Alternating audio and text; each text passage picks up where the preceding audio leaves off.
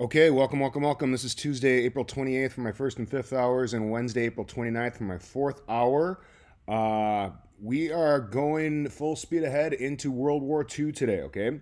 So, three things that I want you to focus upon for today is a Civilians at War video worksheet that should be available for you on Schoology there. I'm not going to have you do the play pause it on that. It's just a video worksheet, okay? That's going to go along with that video, okay?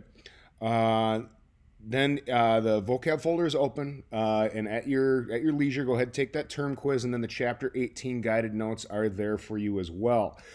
I want to give you just a little bit of background about the road to war, and how did we get from World War I to World War II? And I think a good chunk of you already know a lot about this. But know that at the end of the Treaty of Versailles that brought a close to World War One, Germany and Austria had to cede a great deal of land in Europe. Not to mention pay reparations for what had happened. And that really caused a lot of resentment. Furthermore, the weak League of Nations that was started by Woodrow Wilson was largely ineffective, not necessarily because the United States wasn't a part of it, but because they had to have unanimous consent to act on anything, and they had no effective military force. So at the beginning of the war, Germany's marching into territories, and Japan's marching into territories. Well, who was going to speak against Germany when, if Germany doesn't vote for acting against themselves, they couldn't do anything about it because they had to have unanimous consent to act on anything. Okay. Here you see Hitler in World War I, and he's going to come up with this stab in the back theory. He's going to become the leader of Germany and turn it into a fascist country through a democratic process, which is kind of interesting. France is able to hold off Germany for 4 years in World War I, and they can't hold them out for 4 weeks in World War II. So France is going to fall. They're going to set up this thing called the Maginot Line because they think that they thought it was going to be a lot like World War I. They thought it was going to be a heavily fortified war and not much movement. But Nazi Germany had already perfected blitzkrieg. They had already perfected a speedy war by that time because they had practiced blitzkrieg against in the Spanish Civil War. Okay, so it was going to be a much more mobile war than what France was counting on. France actually had a better army going into World War II, and it's really surprising that they fell to Nazi Germany as quickly as they did. You're going to need to know the difference between Vichy France and occupied France because,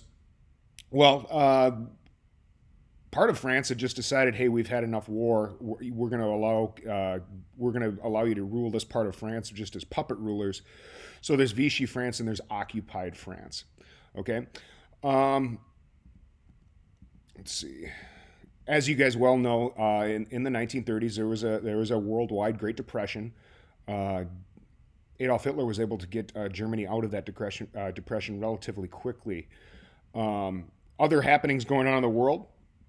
Japan is invading Manchuria, and there's not really much that any of these treaties could do about it.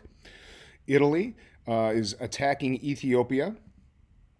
Okay, and then as Germany is just marching into the Rhineland and is going through all of these worldwide treaties, there's nothing that anybody could really do about it.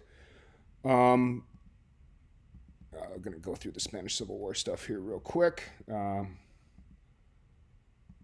morning, because, as you're going to hear here, at Munich, with the German Chancellor, they just Hitler. appeased him. So listen to this real quick. This is Here Neville is the Chamberlain. paper which bears his name upon it as well as mine. So the phrase by Prime Minister Neville Chamberlain was that we will have peace in our time because all these countries at Munich just decided to appease the fascists, thinking that they would stop, but it only made them more aggressive. And from there, we're going to be heading right into World War I in 1939. Uh, the Soviets and the Nazis are going to fight a vicious, nasty war against each other in World War II. Um, but what a lot of people forget about is the non-aggression pact. That's the only thing that they could agree upon was their hatred of Poland, and they sign off on this agreement in 1939. And they basically, you know, Stalin's going to invade from the east, and Hitler's going to invade from the west. Okay, and from there the war begins. So that's just a little bit of an intro about what you're going to be dealing with here in World War II. I wanted to give you a little bit of an introduction and how we got from World War One to World War II.